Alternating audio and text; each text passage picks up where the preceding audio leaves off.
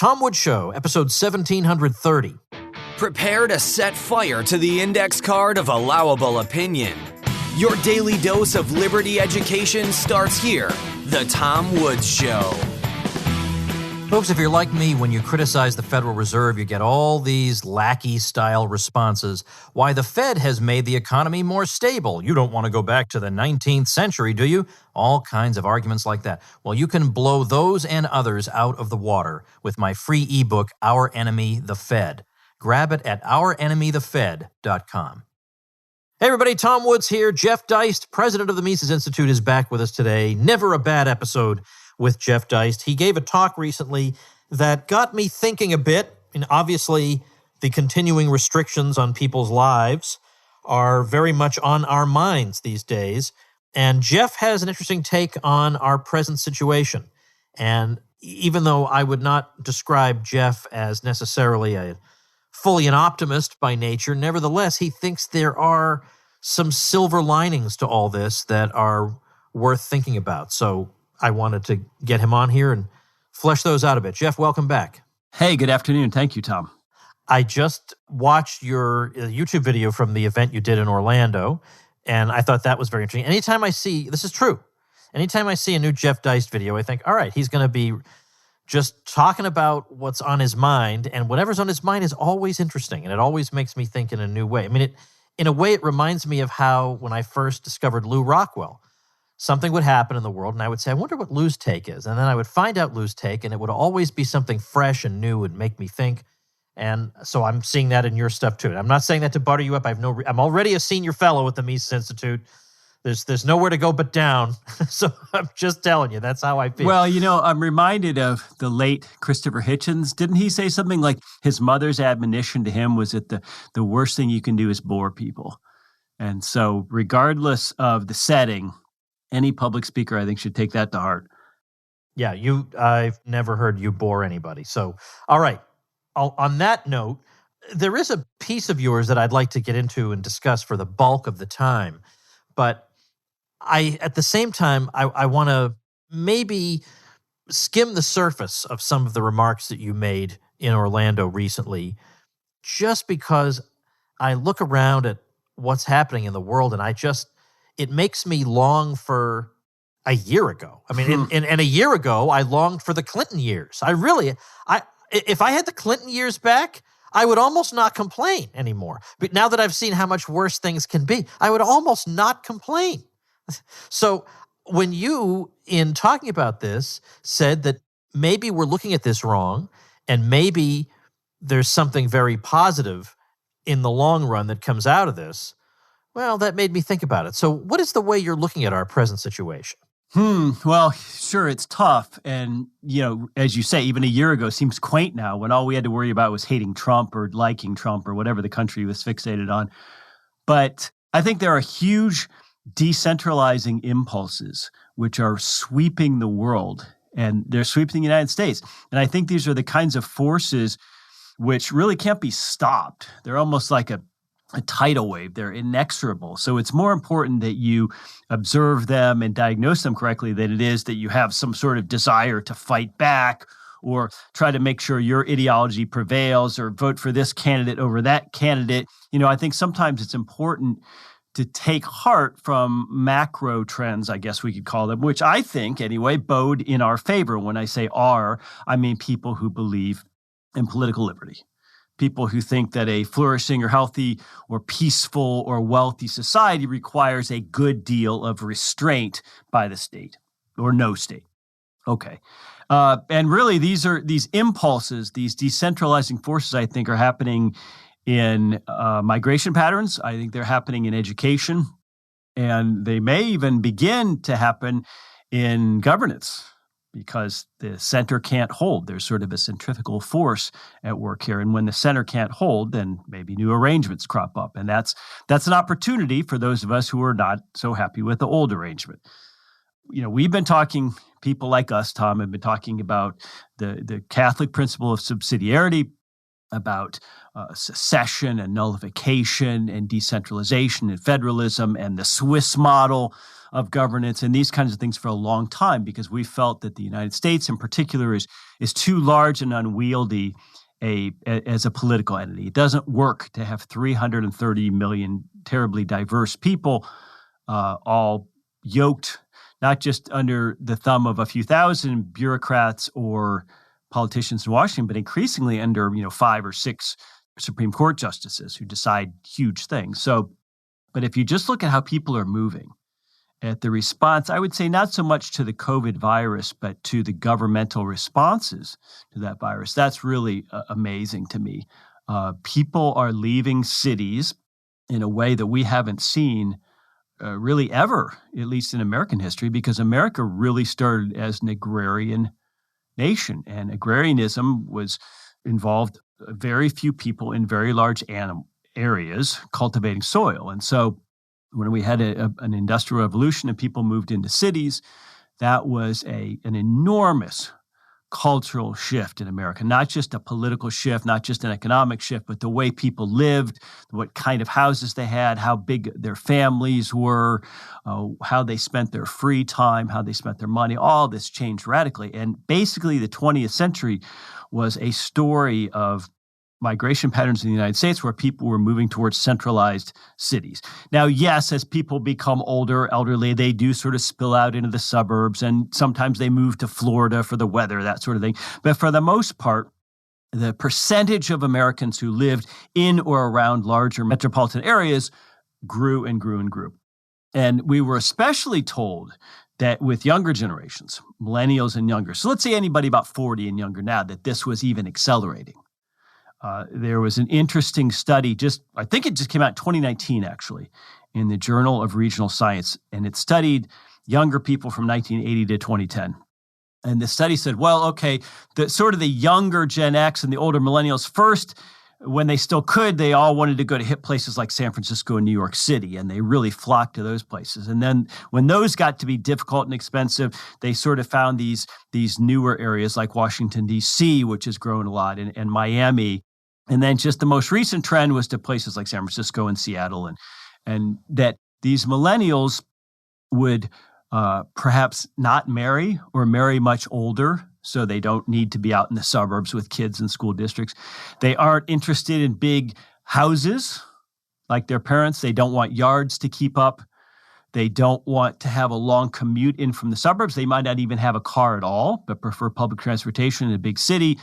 They're never going to have a McMansion. They don't want to have a Lexus and 3 jet skis in some garage somewhere. And so, watch out, bumpkins. You guys out there in the hinterlands in flyover country are going to become more and more irrelevant because you cannot offer these millennials what they so desire, which is to go live in Seattle and have 5 roommates, even though they're 35 years old or 40 years old, and not be married and, have that avocado toast. And so, this is what everyone was telling us a year ago. And now it seems very much in question. Now, if that's true, Tom, just on the migration side, the relocation side, that seems to me a form of de facto secession because cities dominate the political landscape. Atlanta dominates Georgia politics. Nashville dominates Tennessee politics. New York City dominates the resentful upstate New Yorkers.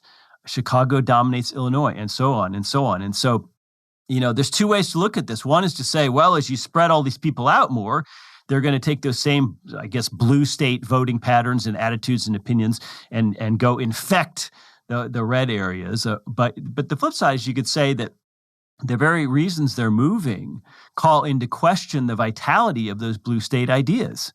And so I think this is something that we're kind of sleeping on. I think this is huge, Tom. Well, I am not entirely convinced that they will necessarily be bringing those bad ideas because I think the people who really, really have bought into the whole propaganda about the new normal and we have to live like this and all the absurdity, I think they believe it with a religious fervor. And I don't think these are the types of people who are going to take up roots and move because how would they explain that to all their blue-pilled friends? They'd be pariahs, right? Don't you believe in science? How can you be moving to Florida at a time like this? So I think it will be a self-selected group. And incidentally, by the way, I hate talking about Dr. Fauci. I think he's one of the most vile people I've ever seen in public life, particularly now that we've seen with his recent speculations about the COVID age now maybe being an opportunity for us to usher in what in effect would be a Green New Deal. I mean, the guy is he's not scientific. He is as political as can be. But he said recently, or maybe, I don't know, a month or two ago, he said that we should, if we really want to have full protection, we really should wear goggles out in public. Remember he said that? We said we should wear goggles. No one did. As far as I can see, not one person wore goggles, even though they're willing to follow him on almost everything. Masks, they'll shame you about wearing masks. But if I say, but look, you'd be doing an even better job if you wore goggles, I think they'd say, well, that's ridiculous, and I don't think I need to go that far. All right, so you're admitting that on some level, we ought to be able to make our own decisions about risk assessment, stuff like that. But anyway, so there is a limit that even the blue pill people won't go to. But I think in general, my feeling is most of them are going to stay put. I mean, most of them think that they're safer in their state. I can't believe I'm saying this. I thought that by now, more and more people would say this is ridiculous and absurd and inhuman what they're asking of us, and it's obviously going to cause a lot of deaths on the other side from a lot of collateral damage caused by I thought there would be more of these people. I think they're generally going to stay put. And one other thing, I think that's why it was very wise of Kristi Noem in South Dakota when she made her recruitment video to try to get people to move to South Dakota. She didn't just generally say, South Dakota has some wide open spaces and beautiful sites and vibrant economy and whatever. She specifically said over and over and over, if you believe in limited government and if you believe in our principles, then you should think about coming here. Very deliberate attempt to make sure that she gets the right people. I don't know if that succeeds, but I don't think that was an accident. Well, if you believe that the future, or at least the near future, is going to be filled with these infectious disease crises, these pandemics, then it stands to reason fewer people are going to want to be in big crowded cities. Almost by definition, if you're worried about virality, then you want to be more spread out. And if we look at the responses to COVID, they have very much mirrored the population density across the country. Places like Wyoming, for a lot of folks, life has been almost completely unchanged. They drive their pickup around and they go where they go. They go to the feed store or whatever in some really rural area, and that's pretty much it. If you're in Manhattan, it's as though somebody set off a nuclear bomb. It's just so when you start to think, hey, we've accepted, at least in part, this new normal of I can work from home. And I posed this to my brother, who's a software engineer for Google. I said, if you can work from home for that long, because now they're telling him he's not going back into his physical office until January at the earliest. His office is locked down. I mean, his key card doesn't work to enter the building. If he can just do that until January, why can't he do that another year? And if he can do that, why can't he do that from Coeur d'Alene, Idaho? Or someplace else. And then you extend that to education. You say, your kid doesn't need to learn from the kind of mediocre 8th grade social studies teachers who happens to be assigned that class in your town. He can just stare at a computer screen, and then he can have the best damn social studies teacher in the country can teach all the kids or something, or most of them, or economies of scale made possible by a digital world. Then I think what fascinates me is you've got a lot of people on the left now who in the past looked at homeschooling as kind of as something for Christians, something for weirdos, something for people who wanted their kids to accept their blinkered, deplorable views and not be exposed to what we all know is good and just multiculturalism and sexual diversity and all the things that public schools ought to expose kids to so that they can grow up and be respectful members of society. So the left used to have a very jaundiced view towards homeschooling. But in the era of COVID, there are plenty of people on the left who were worried, I think, unjustly. I don't think kids are at any risk whatsoever for either getting or transmitting COVID, but that's an opinion. A lot of people on the left are worried about sending their kids to the physical environment of school. So they're looking for the first time and thinking for the first time about the options available to them. Like, well, if Johnny could just sit at home with us, then, like every Friday we could just go on a 3-day family trip, or on Fridays he could just work on his trumpet. or improve at a sport or a foreign language, or we could do more family things together. Or, if he's going to do that class every morning at 8, but that was always kind of tough because my husband needs to leave for work early at 7. And so that always created tensions in our household. Now Johnny can just take that class anytime. Why don't we just compress all the classes into 1 or 2 days and then do some other things? I mean, once you start to give people options and flexibility and new ways of looking at education and how that's delivered, I think that, can open up huge opportunities, because I think that the education cartel has overplayed its hand here. I think colleges and especially public school teacher unions have just sat back on their hands and said, oh, it's COVID, we can't be teaching classes and they need us. We can't, we're going to have a paycheck. We can't be fired. Everyone's going to come back to us no matter what when this is over. What if some of them don't come back when all of this is over? To me, again, a hugely decentralizing trend. All right, so let's unpack some of this here. And by the way, I think I'm just going to keep on this line of discussion, and maybe someday I'll bring you back on to discuss the article I want to discuss, because there's just too much I want to talk to you about, and I want to know the way you think.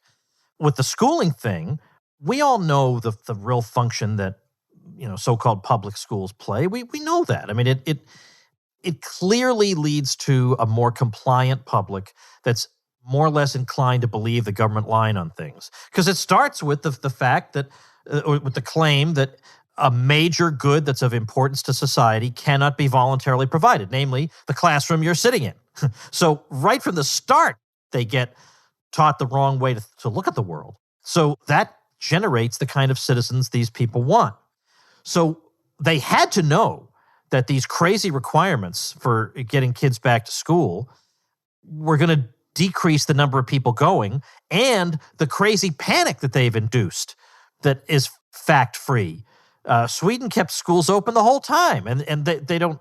Teachers are not dropping dead at any higher rate than any other profession. I mean, all this stuff we know, it's replicated all over the world. But they fostered this kind of atmosphere in which people are panicked, and so they have to know that the combination of these factors is going to mean fewer people in the public schools. That can't be good for them, given what they expect public schools to do.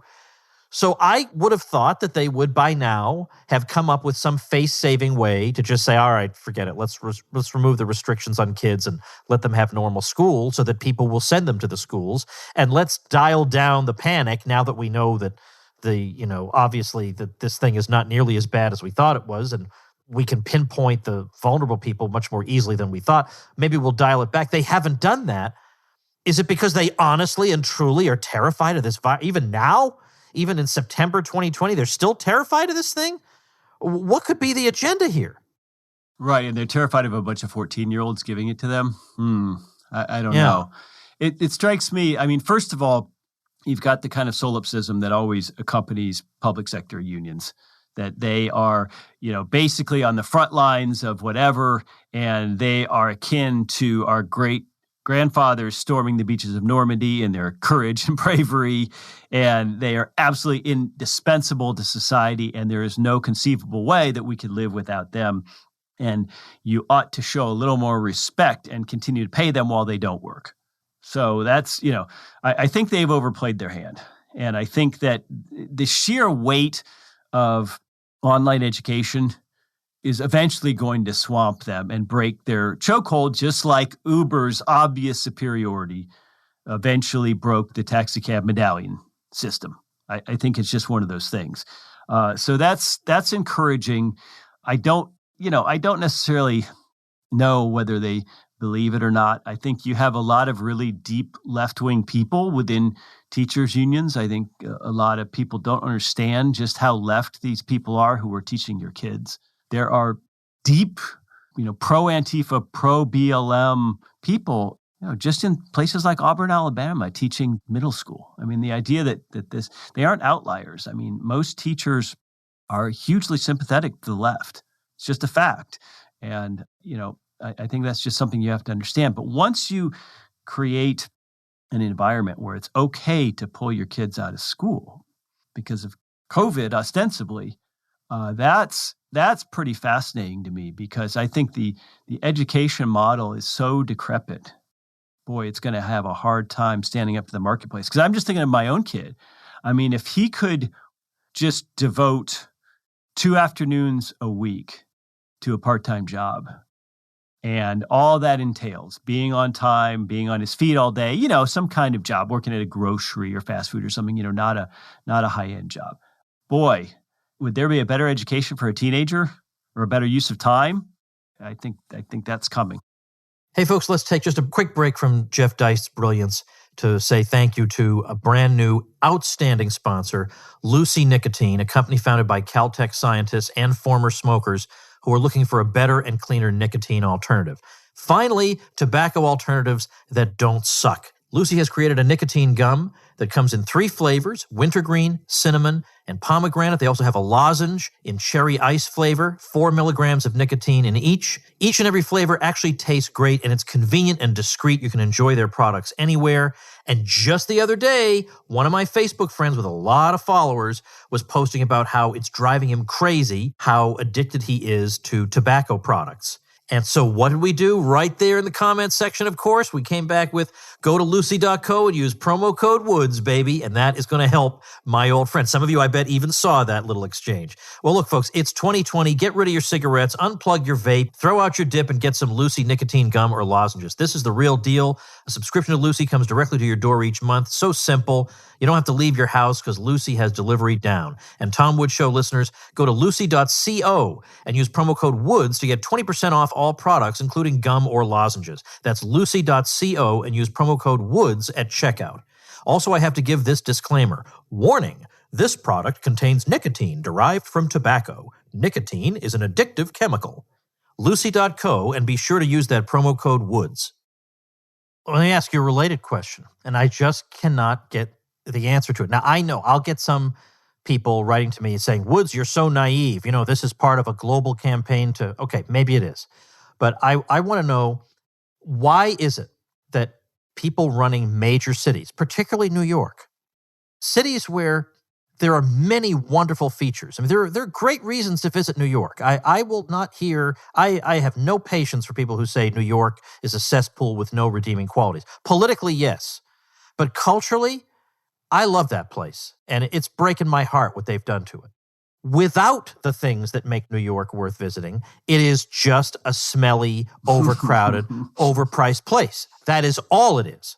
So eventually, some people, even people who dig in their heels, eventually have to decide, I can't justify this anymore. So my question is, the tax base is what these people want. It's what Cuomo wants, and it's what de Blasio wants. They need that tax base. The tax base is what they care about, not lives, it's the tax base. If that tax base goes away because they're making life unlivable there, that clearly damages them. Otherwise, why would they have done everything otherwise up to this point to increase the tax base? So how do we account for why they're doing this? Because I know there are people who will say I'm naive to ask the question, but it's a legitimate question. Doesn't it seem against their own interest to drive taxpayers away? I mean, just recently, Andrew Cuomo was reduced to begging rich New Yorkers to come back, even though he had nothing to offer them. Well, people like de Blasio and Mayor Lori Lightfoot in Chicago, they may actually just think that this will go on forever and people will always want to live in New York City and Chicago no matter what. I mean, let's face it, a lot of people on the left just don't think incentives much matter. I mean, they've proven that, at least in their policy prescriptions, I suppose. So there's probably a little bit of that. There's probably some inertia involved. Someone like a de Blasio say, oh, New York's been through hard times before, like the 70s, and Fort Apache, the Bronx with Paul Newman, if people have seen that movie. People remember The Warriors, of course, a great cult film. You can go back to the 1800s, the 5 Points, Gangs of New York with Daniel Day-Lewis. I mean, clearly there were times when New York City was bloody, rough and tumble. Ask our friend Pete Quinones, for example. But so there's probably a little bit of that hubris involved here. But here's what's so fascinating is when I say they don't think incentives matter, California, for example, already has a very high state income tax rate approaching 10%. A few years ago, they passed what was called a millionaire surcharge, an additional 3.3% income tax on income above a certain amount. over some certain annual threshold. And now they want to add a billionaire surtax on top of that, which is more of a net worth or a wealth tax, which Florida dabbled in for a while and then repealed. So the annual tax burden of a wealthy Californian is going to rise to about 15%, and then add that to Biden's proposed increases on the marginal rates for federal income taxes. And you'd get to a combined federal and state tax rate for wealthy Californians, which is, getting way, way, way over 40%, approaching half. So, and they're doing this in the midst of a huge exodus by the most productive people out of California. It's not, even if you're rich, it's not that hard just to go to Incline Village, Nevada, 3 hours from San Francisco, for example, Lake Tahoe. It's not that hard to go to Phoenix or Las Vegas, places like that, and pay a lot less money. So it's interesting that they're doing this kind of in the teeth of the wind. But the opportunity here, the decentralizing benefit to this, of course, is that people are voting with their feet. And one thing we know about the left is that they believe in equality for thee, but not for me. So they tend to organize their own lives, their own affairs in ways that benefit them, like sending their kids to private school, minimizing their own taxes, this sort of thing. And I think we're going to see this. And so regardless of what sort of philosophy they might hew to, when people start leaving these states, that's a political statement of sorts. And that's a much stronger statement by their actions than anything they say or even how they vote.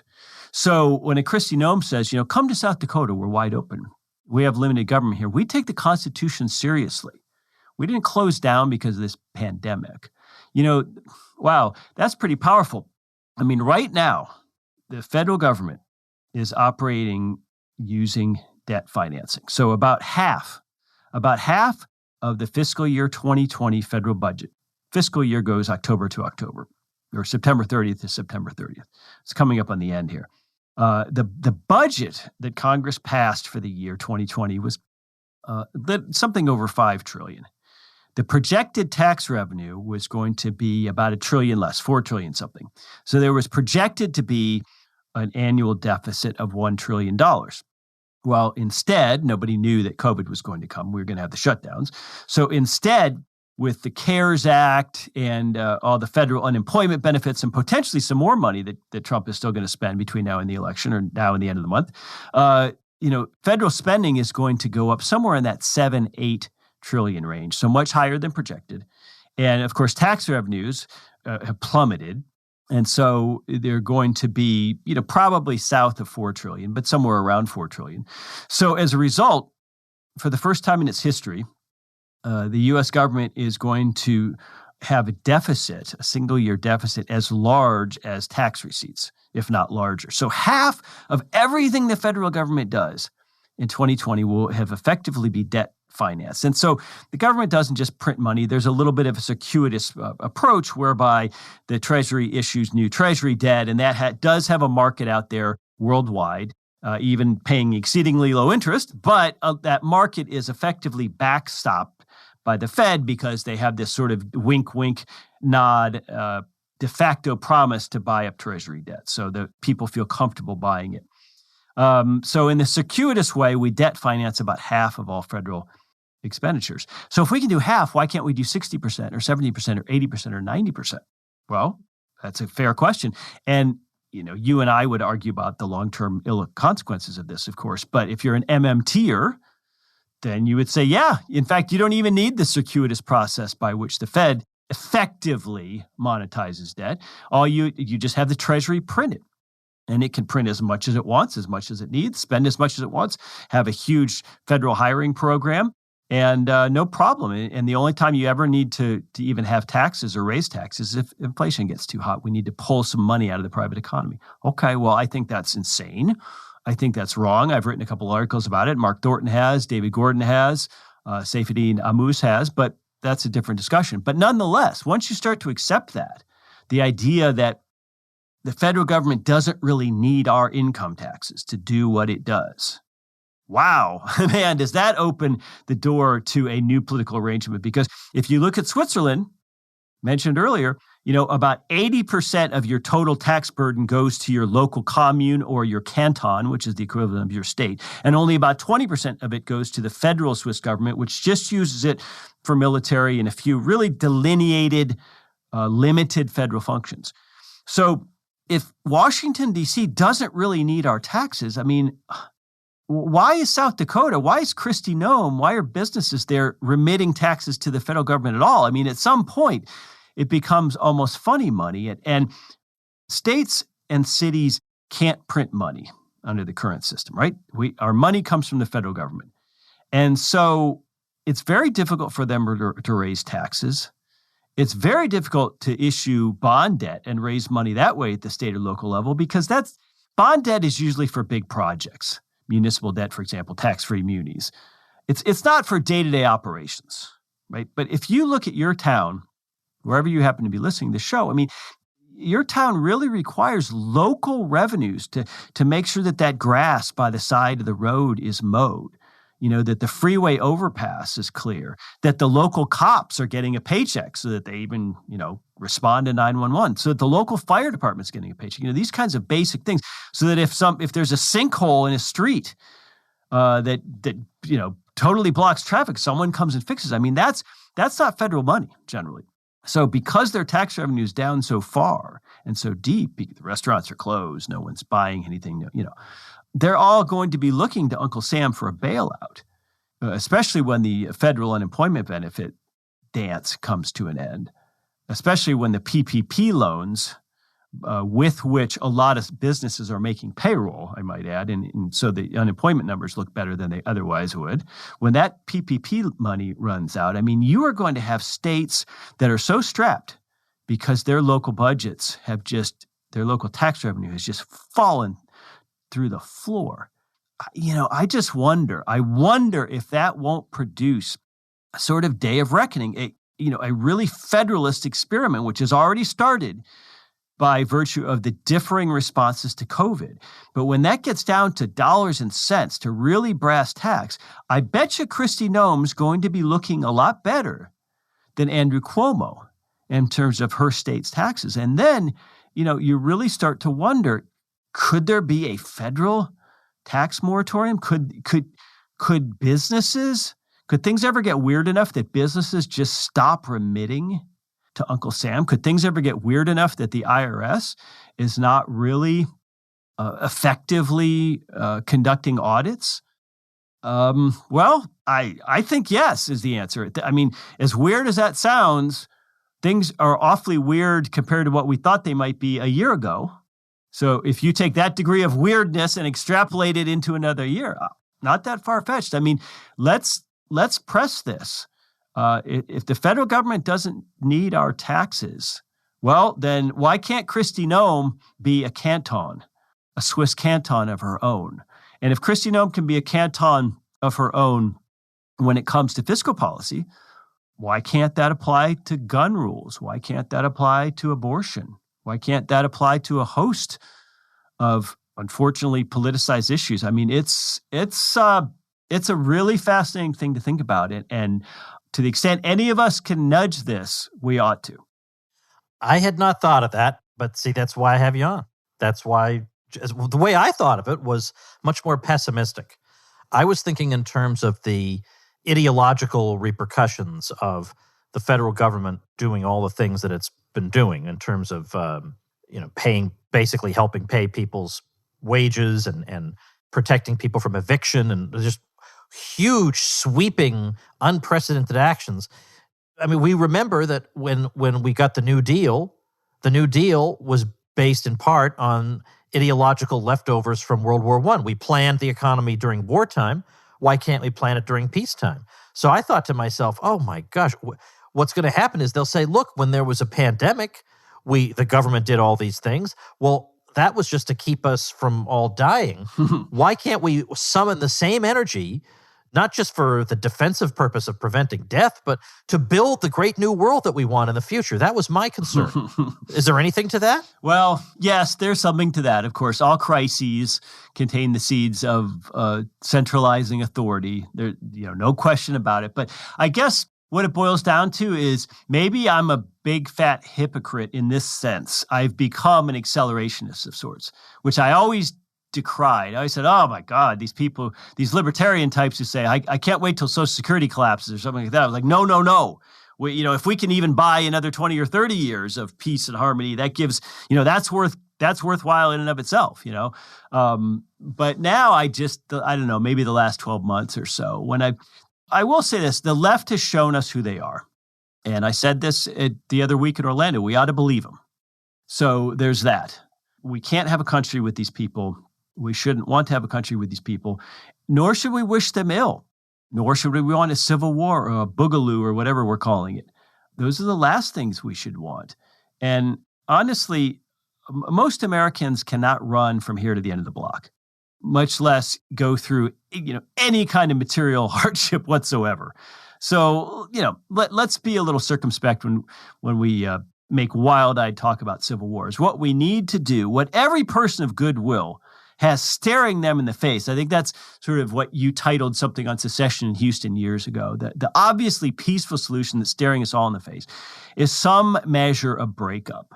It's just so obvious. And maybe that's going to be very difficult at the federal level because of Social Security benefits and military and the dollar. Okay, so maybe at least for starters, it's going to just have to be more things like COVID response and potholes and fiscal matters, and abortion and guns and that sort of thing.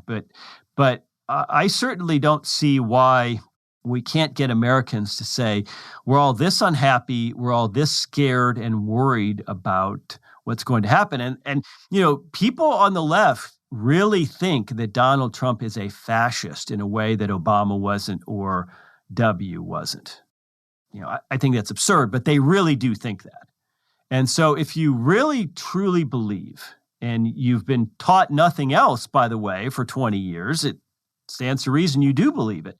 If you really believe that America is this deeply racist, fascist, transphobic, homophobic country with a history rooted in slavery and genocide, as a matter of fact, slaves built America.